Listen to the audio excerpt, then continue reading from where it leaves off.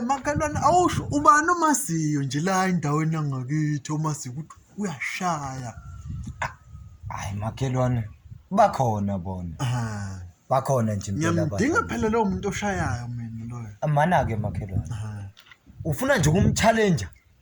Nithi ungene eringini nithi uxoxa kancane. Hayi makhelwane angisayenzi mina lento ngene elingini nabantu ngangilwa kudala. Sengakhula manje. Kahle kahle into enzakalayo namakhelwane la nembewu yensangu la endlini.